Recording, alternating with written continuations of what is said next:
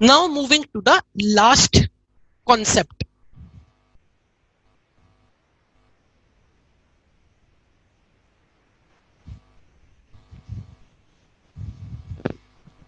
अब आपको सवाल इस प्रकार का मिलेगा, मैंने आपके सामने 4 या 5 न्यूक्लियस बता देने। जब मैं न्यूक्लियस वर्ड बोलूं ना, तो यानी कि मैंने आपको एक एटम बता दिया, उसका एटॉमिक नंबर बता दिया, मास नंबर बता दिया, तो आपने कैलकुलेशन से देख लिया कितने प्रोटॉन है कितने न्यूट्रॉन है। तो एक टाइप का क्वेश्चन जितने अभी तक हमने किए, इस टाइप के क्वेश्चन आपको शीट की एक्सरसाइज में मिलेंगे। One another type of question is, मैंने आपके सामने कुछ एलिमेंट्स लिख दिए,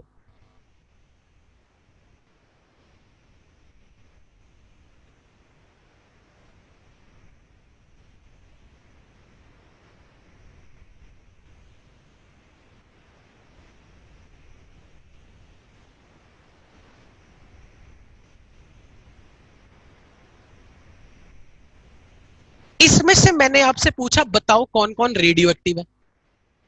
जब मैं ये वर्ड बोलूं ना कौन कौन रेडियो एक्टिव है, तो इसका मतलब मैं आपसे ये पूछ रहा हूं किसका न्यूक्लियस स्टेबल नहीं है।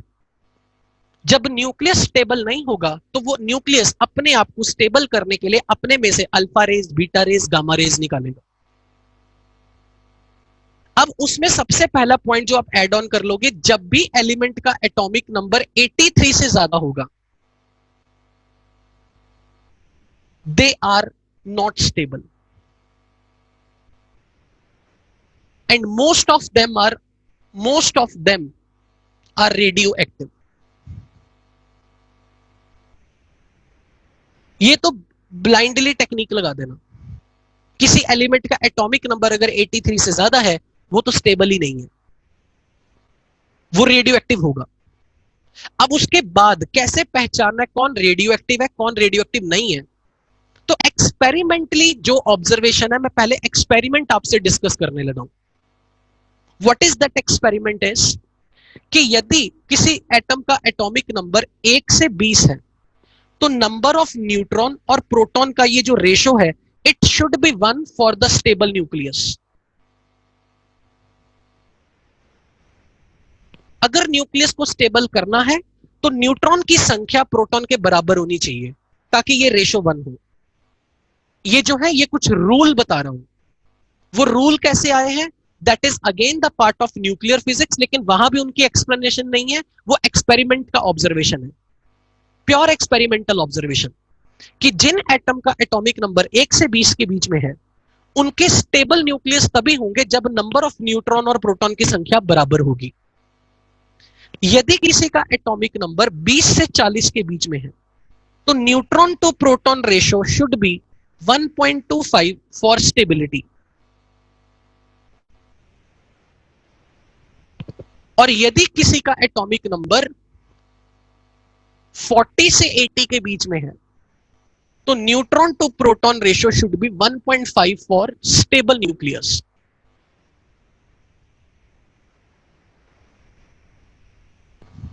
This is the observation.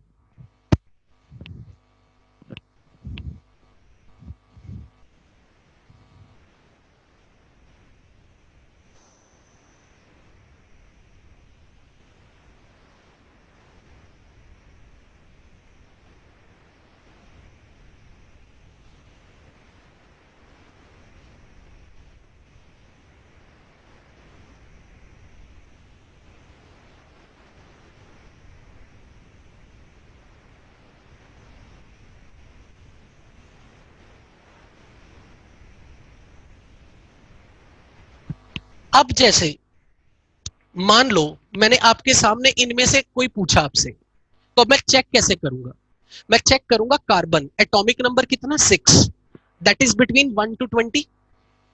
तो इसमें न्यूट्रॉन की संख्या और प्रोटॉन की संख्या काउंट करके देखो रेशो क्या आती है। जैसे कार्बन के लिए 6 और 12 है, atomic number is 6, this is between, lying between 1 and 20। सो मैं बोलूंगा यहां न्यूट्रॉन की संख्या कितनी है, मास नंबर माइनस एटॉमिक नंबर, मास नंबर माइनस एटॉमिक नंबर, और प्रोटॉन की संख्या एटॉमिक नंबर के बराबर, तो 6/6 का रेशो आ गया 1। यस इट इज स्टेबल, यानी कि ये रेडियो एक्टिव नहीं है। अब आप ये चेक करके बताओ मैग्नीशियम का रेडियो एक्टिव आएगा? देखो एटॉमिक नंबर 12, 1 से 20 के बीच में, 1 से 20 के बीच में mass number minus atomic number is neutron की संख्या, प्रोटॉन की संख्या atomic number, find this ratio and if that ratio comes out to be 1 declare it is stable, it is not radioactive. तो मैं ये क्लियरली देख सकता हूं कि यहां मैग्नीशियम की क्या हालत होगी, क्योंकि 24 माइनस 12, 12 न्यूट्रॉन 12 प्रोटॉन, तो neutron to proton ratio 12/12, so it is not radioactive. Check for uranium atomic number 92, मैं कुछ नहीं चेक करने वाला, सीधा पॉइंट एटॉमिक नंबर 83 से बड़ा है, कुछ नहीं मैंने देखनी रेशो, डायरेक्टली बोल दूंगा yes it is radio active. Atomic number 83 से ज्यादा होने पे न्यूक्लियस स्टेबल रहते ही नहीं है। अब आगे चेक करो सोडियम को, आप बताओ मुझे इज इट रेडियो एक्टिव और not, tell me. Is the sodium 1124 will be radioactive और नॉट? एटॉमिक नंबर 11 है, 1 से 20 के बीच में है, न्यूट्रॉन की संख्या प्रोटॉन से चेक करो रेशो क्या आ रही है, so yes it is radio active.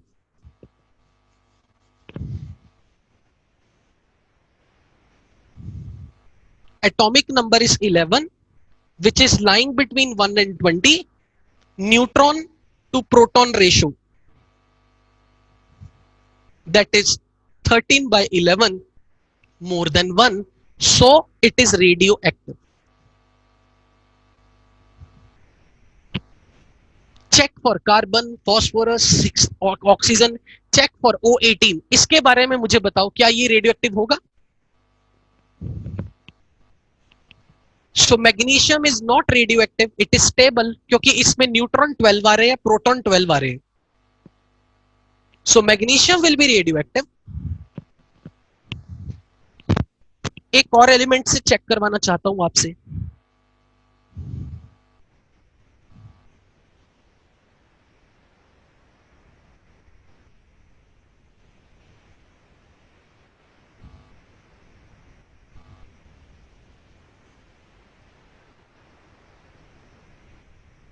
Check krypton.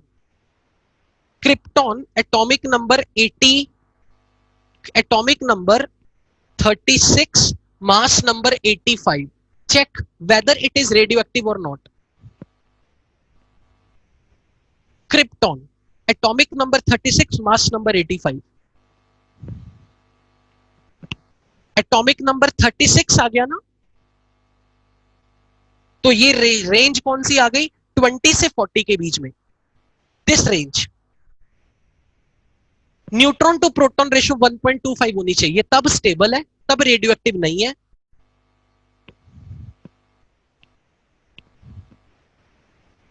So check करो यहां पर कितनी आ रही है। So number of neutron atomic number 36, 20 से 40 के बीच में, न्यूट्रॉन टू प्रोटॉन रेशियो 1.25 होनी चाहिए, इतनी तब स्टेबल गिना जाएगा। तो मैं बोलूंगा 85 minus 36, that is number of neutron, proton is 36 and this ratio is 49/36 coming to be 1.35, more than 1.25. So is it stable or unstable? So it is radioactive. Yes, it is radioactive. So it is unstable.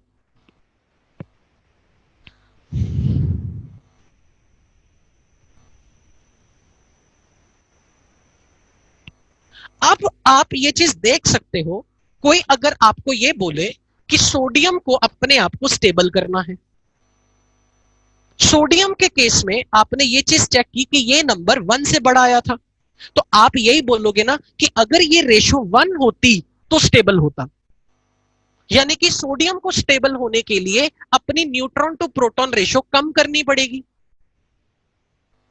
So basically कई बार सवाल ऐसे पूछा जाता है, बताओ कौन से element को स्टेबल होने के लिए न्यूट्रॉन टू प्रोटॉन रेशो कम करनी पड़ेगी, कौन से एलिमेंट को स्टेबल होने के लिए न्यूट्रॉन टू प्रोटॉन रेशो बढ़ानी पड़ेगी।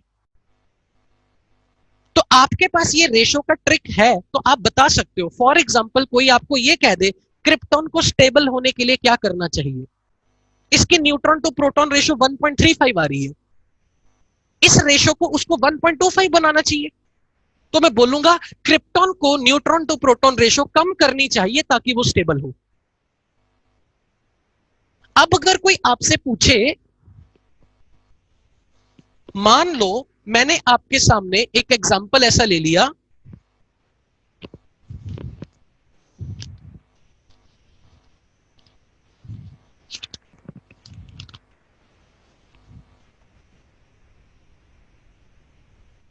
argon 1835. Tell me what it should do. It should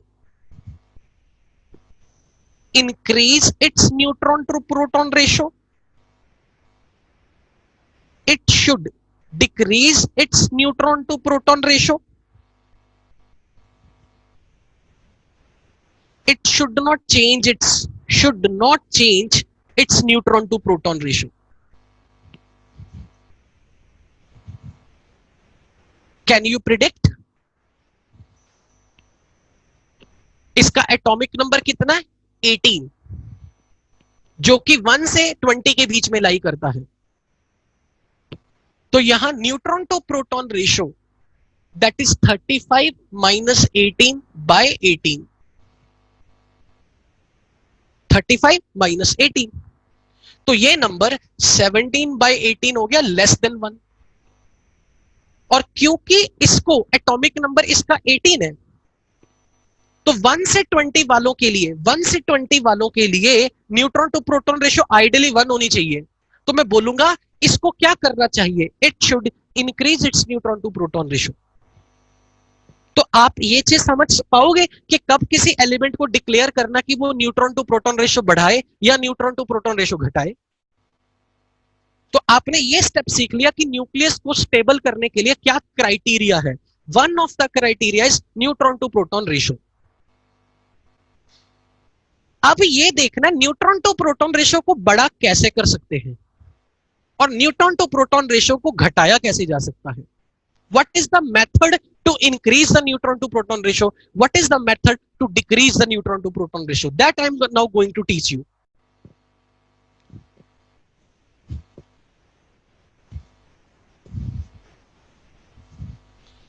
suppose I am talking of uranium,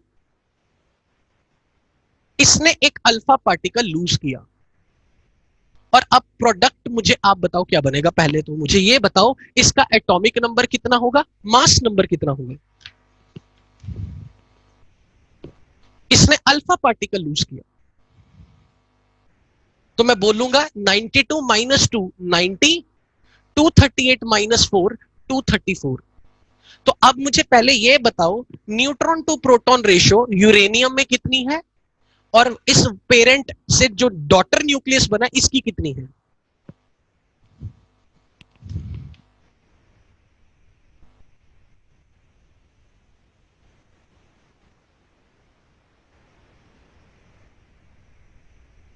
what will be the ratio? Ratio बढ़ गई घट गई?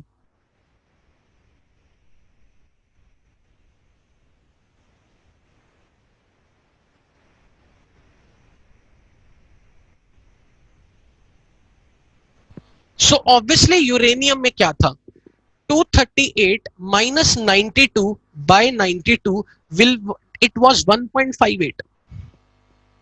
और अगर मैं यहां बात करूं 234 माइनस 90 बाय 90 शुड बी 1.6 समथिंग। तो आपके लिए कंक्लूजन क्या था?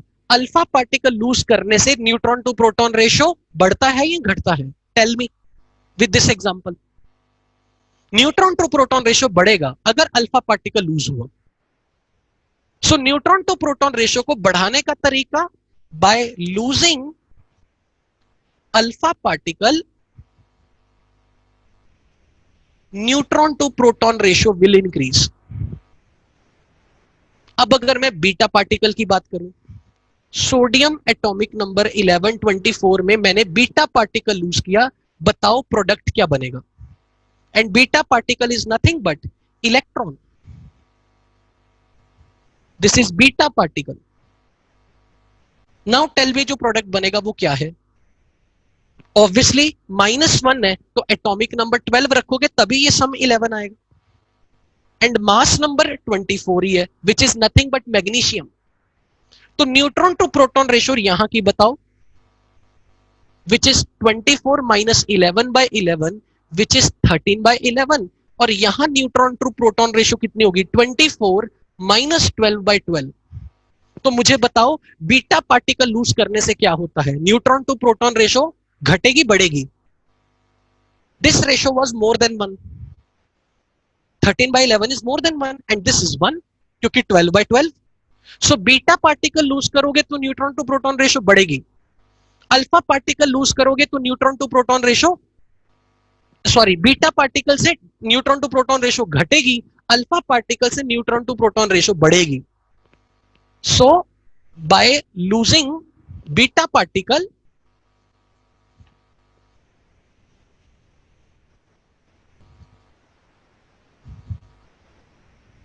Neutron to proton ratio will decrease. अब एक और प्रक्रिया देखो, एक और प्रोसेस देखो, positron emission.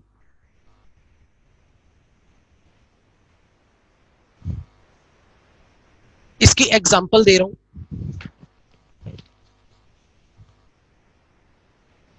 Let's say calcium atomic number 20 mass number 38 इसने पॉजिट्रॉन लूज किया। अब ये जो प्रोडक्ट बनेगा उसको प्रिडिक्ट करना हो, this will be atomic number 19 and mass number 38। Now tell me neutron to proton ratio here is 38 minus 20 which is 18/20 and this ratio neutron to proton ratio is 19/19 1। तो बोलूंगा पॉजिट्रॉन एमिशन भी neutron to proton ratio बढ़ाने का काम करेगा like alpha particle. So positron emission increases neutron to proton ratio. एक और process बता रहा हूं, इलेक्ट्रॉन कैप्चर प्रोसेस। यानी कि किसी ने इलेक्ट्रॉन गेन किया, let's say for example arsenic atomic number 33 mass number 80 is gaining electron and produces Y। तो अब आप क्या बोलोगे 33 minus 1 this should be 32 and 80 तो 80 रह गया and this element जिसका एटॉमिक नंबर 32 है that is जर्मेनियम। मैं इसका सिंबल बता रहा हूं, दिस इज जर्मेनियम। तो अब न्यूट्रॉन टू प्रोटॉन रेशियो बताओ क्या होगा? Neutron to proton ratio here it is 80 minus 33 by 33 and here neutron to proton ratio is 80 minus 32 by 32 and tell me electron capture करने से क्या होगा? न्यूट्रॉन टू प्रोटॉन रेशियो बढ़ेगी घटेगी?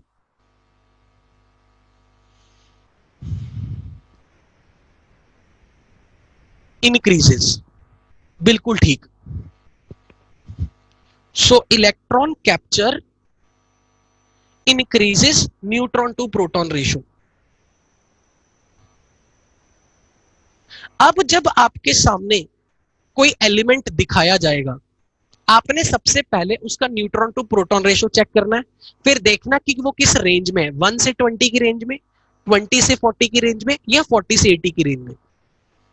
तो आप उसके बेसिस पे बता दोगे कि क्या वो स्टेबल है या नहीं है, उसको क्या करना चाहिए।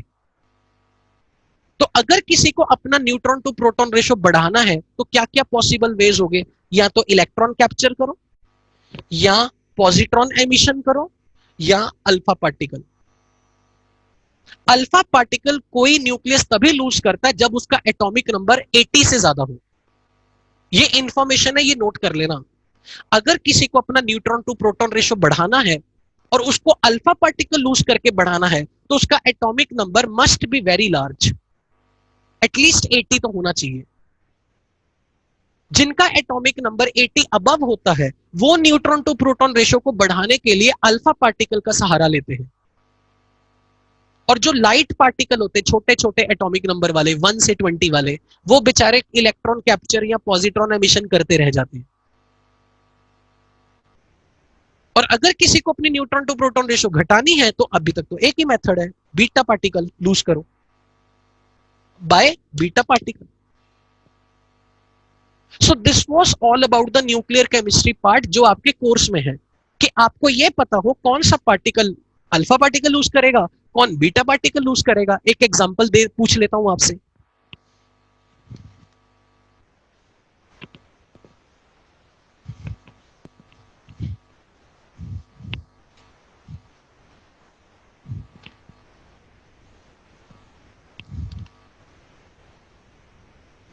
Calcium 2038, you have to tell me, check whether it will have to lose alpha particle, beta particle, electron capture या positron emission. Tell me. Obviously atomic number 80 तो है नहीं, या 80 से ज्यादा तो है नहीं, अल्फा पार्टिकल का तो ऑप्शन ही खत्म। तो अब चेक करके बताओ न्यूट्रॉन टू प्रोटॉन रेशियो कितनी है, यहां देख भी लो। This ratio is 0.9। इसका मतलब इसको अपनी ये एटॉमिक नंबर 20 है, तो जब भी एटॉमिक नंबर 1 से 20 के बीच में होगा तो यहां इक्वालिटी लगा के चल रहा हूं, neutron to proton ratio should be 1। इसी तरह 20 से इक्वालिटी लगा के 40 तक neutron to proton ratio should be 1.25। 40 20 से above 40 to 80 neutron to proton ratio should be 1.5। तो यहां मैंने इक्वालिटी लगा दी ताकि आपको क्लैरिटी आ जाए। तो मुझे यह बताओ कि यह क्या करें। कैल्शियम के लिए न्यूट्रॉन टू प्रोटॉन रेशियो 0.9 है और कैल्शियम का एटॉमिक नंबर 20 है। तो अगर इसका एटॉमिक नंबर 20 है तो इसका neutron to proton ratio should be 1। But इसकी न्यूट्रॉन टू प्रोटॉन रेशियो आपने निकाली 0.9। तो अगर इसकी न्यूट्रॉन टू प्रोटॉन रेशियो 0.9 है, its neutron to proton ratio is 0.9 which is less than 1, so it should increase its neutron to proton ratio। तो मैं बोलूंगा कि ये क्या करे, या तो ये पॉजिट्रॉन एमिट करे या इलेक्ट्रॉन गेन करे। मैं बोलूंगा either it should electron capture, it should undergo electron capture, और it should undergo positron emission. So एक और एग्जांपल पूछ लेता हूं आपसे। ये बताओ calcium atomic number 20, mass number 40, what it should do, what it should do.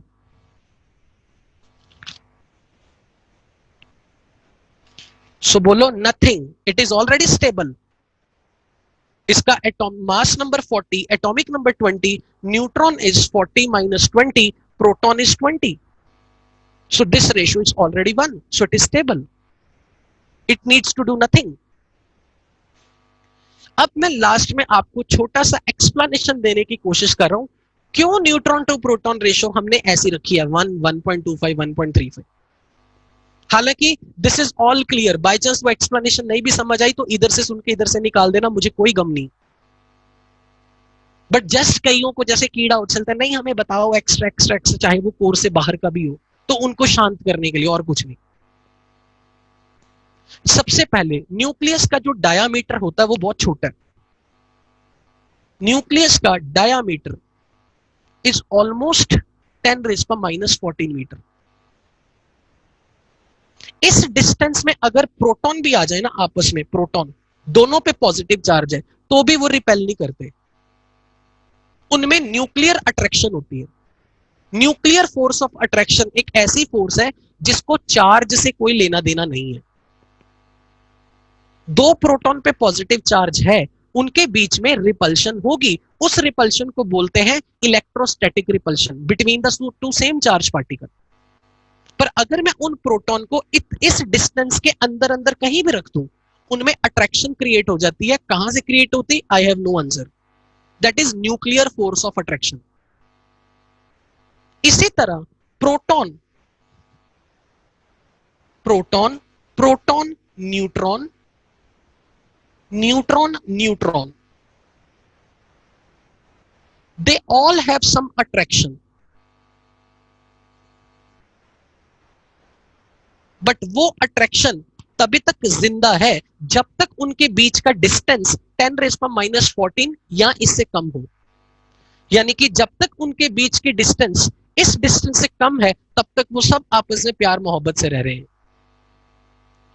So neutron neutron में अट्रैक्शन, न्यूट्रॉन प्रोटॉन में attraction, there is no reason that why neutron neutron में अट्रैक्शन।